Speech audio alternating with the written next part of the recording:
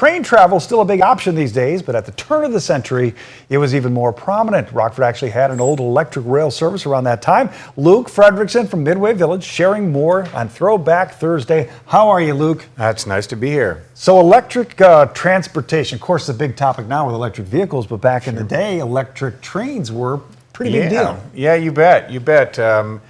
There was the horse and buggy era, obviously, and then there was the transition to the automobile era, and in between, for about 25 years, Rockford had a railway system that started with horse and mule-drawn trolleys on tracks, and then they were electrified because of the invention of a traction motor that allowed quiet, efficient, non-polluting electric power to move these trains, and it grew incrementally from the east and west side of downtown Rockford until at its heyday you could jump on the Rockford and Interurban Railway and head west to Winnebago and Pecatonica and Rydot all the way to Freeport. You could go north to Rockton and Roscoe, South Beloit and Janesville. To the east, you could go out to Cherry Valley and Belvedere and then connect all the way to Elgin, and in fact take it all the way into Chicago on a separate line. They covered a lot of ground. They sure did. They sure did. Camp Grant showed up in Rockford in 1917, and they built a track down that way, and it was an amazing thing and really efficient.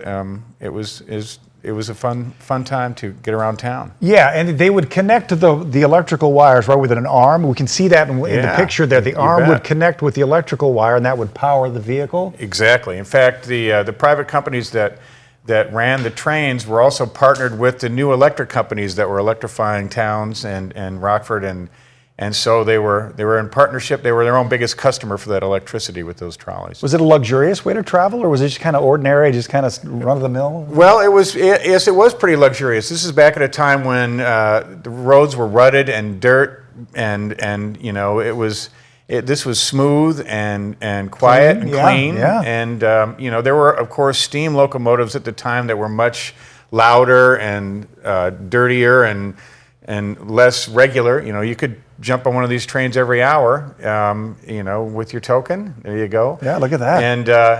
And it was just a great way to get around. In fact, during that time, there were steamboats running up and down the Rock River. You could take up to from downtown up to Harlem Park. Is that right? Oh, that's amazing. The remnants, the last remaining tracks that I am aware of are in the Edgewater neighborhood on Harper Street where it crosses Clinton. Okay. You can see about 50 feet of old interurban railway tracks there. Isn't that something? And for folks that obviously weren't around back then, most of us, you probably wonder, what is that? And that is leftovers. Yes, it is. You bet.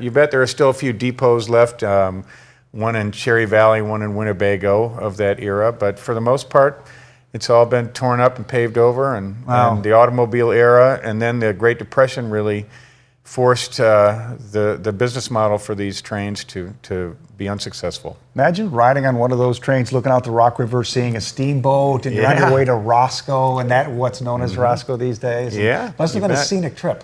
It must have been. I kind of long for those days. I wish there was a way to recreate it. And certain cities around the country have recreated these electric light rail systems, they call them now, and people really love them. It'd be nice if Rockford did that, but I think that's a pipe dream. We're dreaming. Thank you, Luke, so much for coming by from Midway Village. Always fascinating. My pleasure. All right. See you next week. All right. Electric trains in Rockford.